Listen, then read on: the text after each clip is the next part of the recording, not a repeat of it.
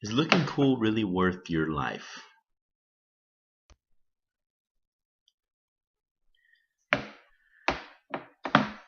Smelly breath, smelly body, smelly hands, smelly clothes, smelly cars, smelly house. Smokers stink. No amount of soap or cologne gets the smell from a smoker. Human beings were only meant to breathe good, clean air. According to the Surgeon General, there have been more than 20 million smoking-related deaths in the United States since 1964. 2.5 million of those deaths were among non-smokers who died from exposure to secondhand smoke. During that same time, 100,000 babies have died due to parental smoking, including smoking during pregnancy.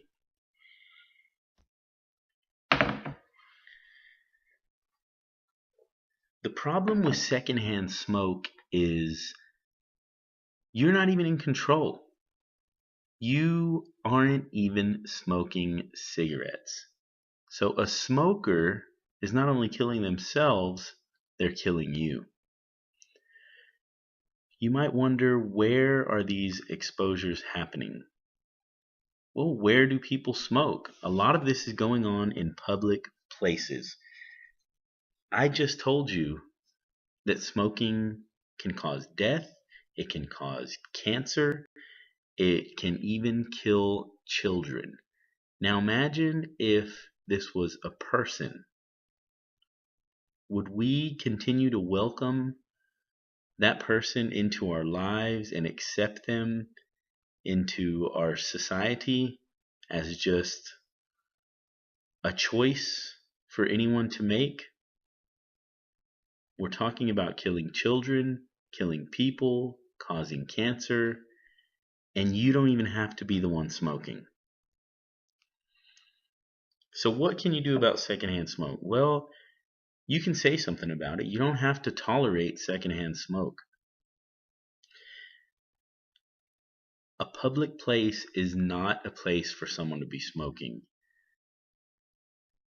And the argument will rise that, well, this is a free country and it's not hurting anybody, but that's not true. Secondhand smoke does hurt other people. So I would encourage everybody to push your local governments to establish laws preventing smokers from polluting the air that we breathe. So we talked a little bit about cancer, and I'm sure that you're wondering how smoking causes cancer. Well, the main way that smoking causes cancer is by damaging our DNA, including key genes that protect us against cancer. Many of the chemicals found in cigarettes have been shown to cause DNA damage, including benzene, polonium-210, benzoylpyrene, and nitrosamines. That's according to the Cancer Research UK. There are around 40 to 50 different chemicals in a cigarette. So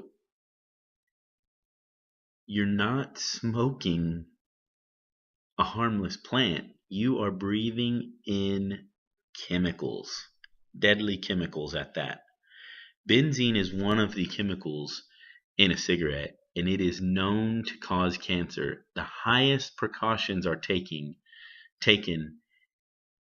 for any facility that produces benzene, because it's a known fact that it causes cancer.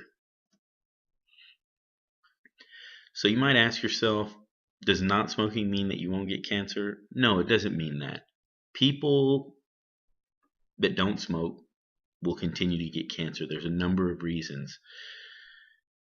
So you might ask yourself question number 2.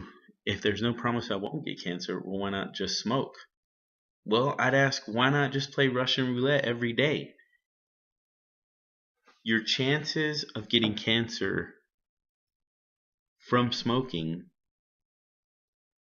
are a whole lot higher. According to the Cancer Research UK, smoking is the biggest preventable cause of cancer.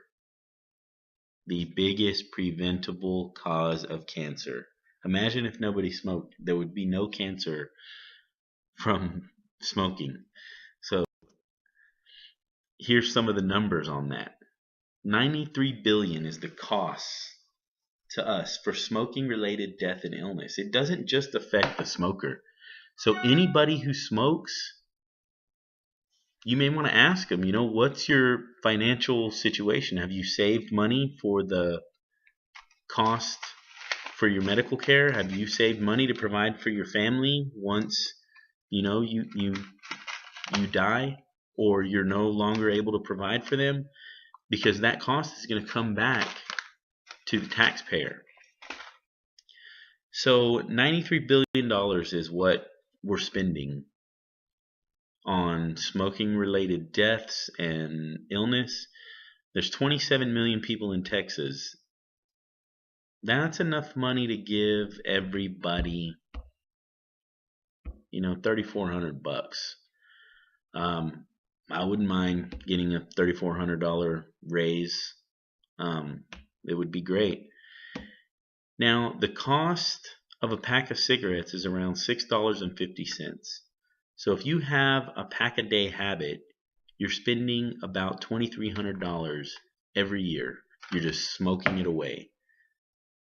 Now think about that at the end of the year.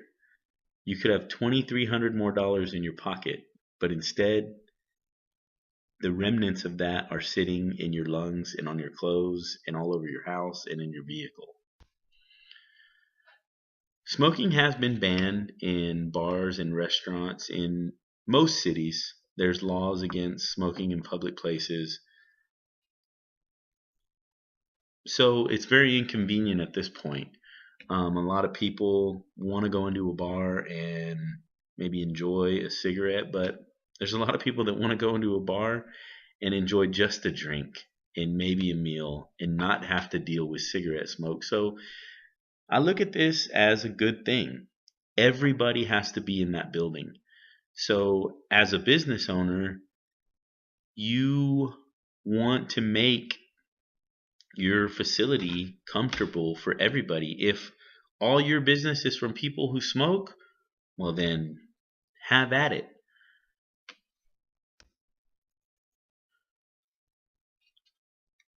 No boss wants non-productive employees. And the bottom line is smokers need breaks.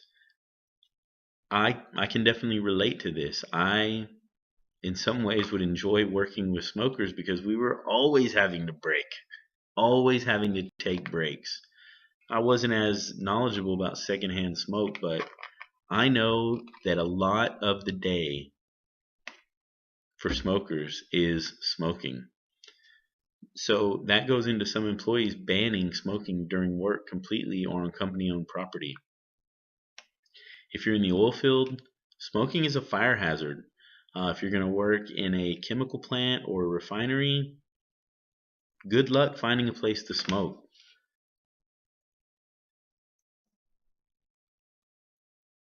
So you might say it's my life and body, I'll do what I want, but you're not the only one that suffers. The smoker is not the only victim.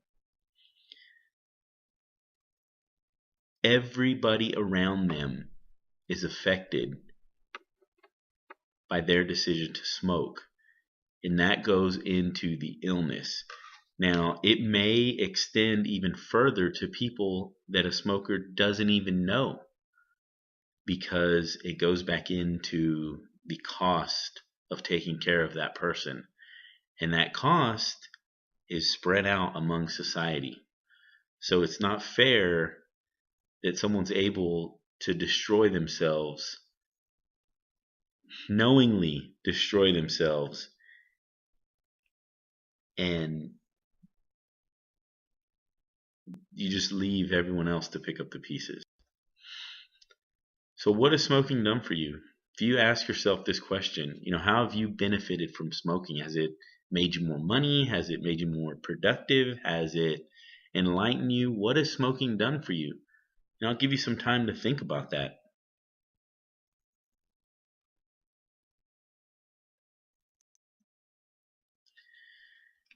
It's insane to knowingly inhale deadly chemicals, and there's a whole list here. So, we've known for years that you don't want to be exposed to things like lead or battery acid or arsenic. Who wants to eat rat poison? But there are a number of dangerous chemicals in a cigarette.